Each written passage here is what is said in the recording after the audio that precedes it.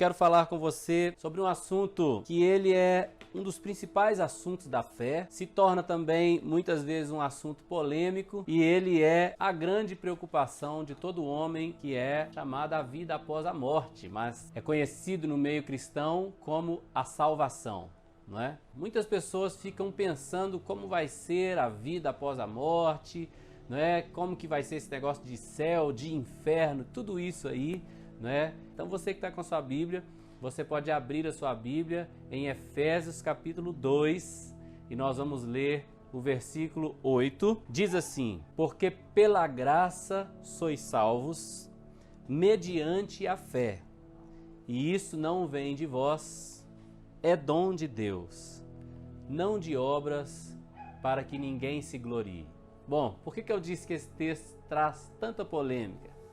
Porque através desse texto, muitas pessoas têm ensinado o seguinte: você não precisa fazer nada, a salvação vem pela graça de Deus. Então você não precisa fazer nada, é Deus quem te salva, é Jesus quem te salva e você não precisa fazer nada. Será que isso é verdade?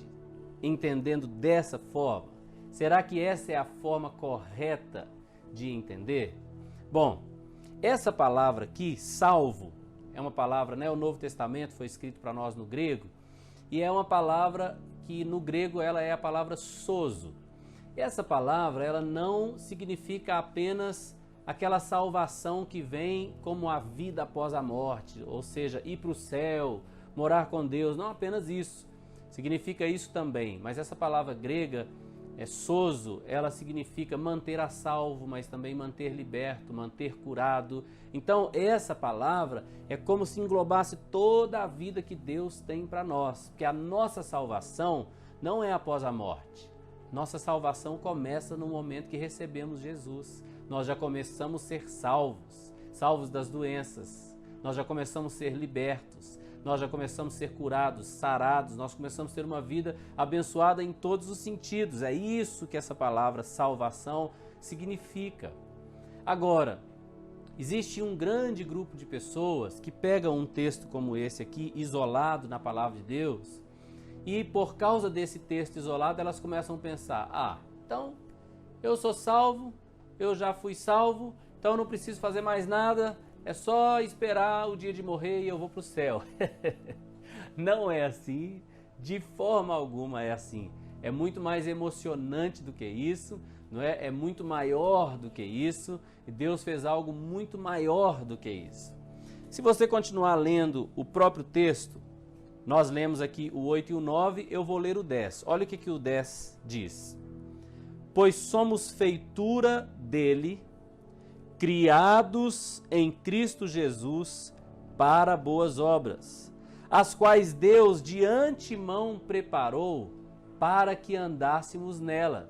Então veja bem, o texto está dizendo que nós não somos salvos de obras, nós somos salvos pela graça. Porém, no mesmo texto diz que nós somos feitura dele, feitura de Deus, criados em Cristo para boas obras.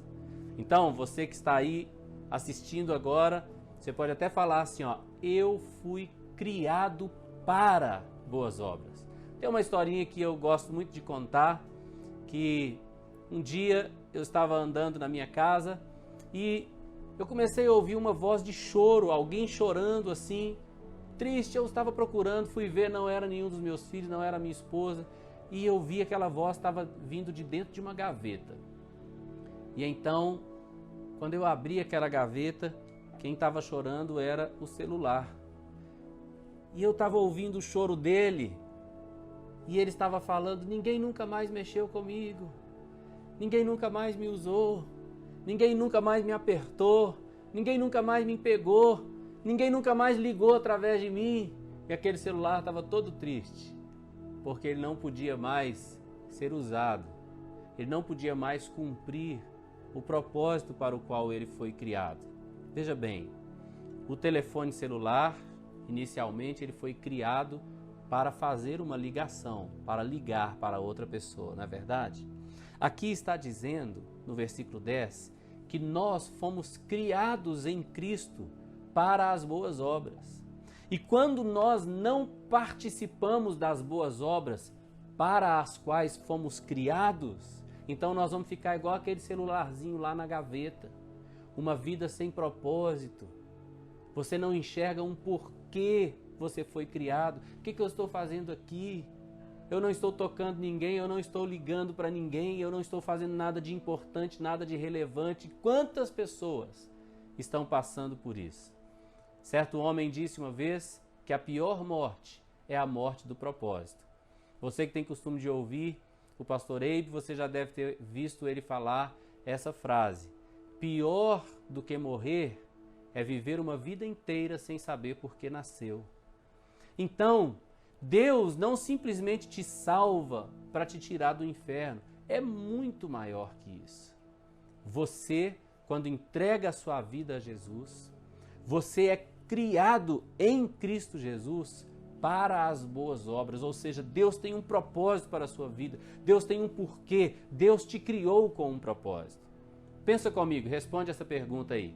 O que nasceu primeiro? O ventilador ou o calor? É claro que foi o calor. O ventilador nasceu para resolver um problema, para cumprir um propósito. O que nasceu primeiro? O controle remoto ou a preguiça? É claro que é preguiça, né? O controle remoto veio para resolver esse problema. Ninguém inventa uma coisa e depois fica perguntando para que serve. Ninguém criou um telefone como esse e depois ficou perguntando para que será que isso serve? Não! Tudo que foi criado, antes de ser criado, existia um propósito para aquilo. Eu estou aqui usando um microfone para falar com você.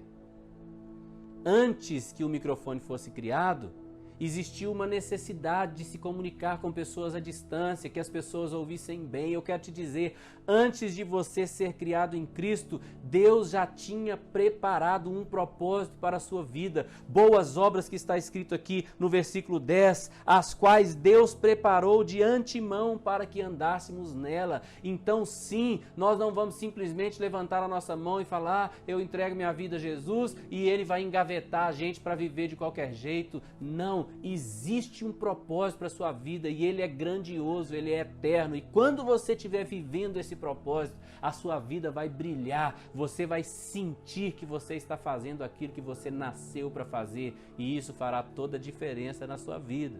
Amém? Olha o que Tiago escreveu. Meus irmãos, qual é o proveito se alguém disser que tem fé, mas não tiver obras? Pode acaso semelhante fé salvá-lo? Olha, a palavra salvação está aqui. A mesma palavra sozo. O que está dizendo, então, é que nós devemos questionar quando vier na nossa cabeça um pensamento assim, eu não vou fazer nada para o Senhor, eu não vou fazer obra nenhuma, eu só entreguei minha vida a Jesus, mas minha vida não mudou em nada, mas quando eu morrer, eu vou para o céu. Tiago está falando que não é bem assim. Agora, deixa eu te explicar. Talvez você pergunte, então pastor, eu tenho que fazer boas obras para ser salvo? É isso que Tiago está falando? Que se eu fizer boas obras, então eu vou ser salvo, porque a minha fé tem que ser acompanhada de obra? Então, quando eu tenho fé e faço obras, eu vou ser salvo? Não, não é isso que Tiago está falando. Preste atenção nessa frase que eu vou te falar. Nós não fazemos boas obras para ser salvos. Nós fazemos boas obras porque fomos salvos.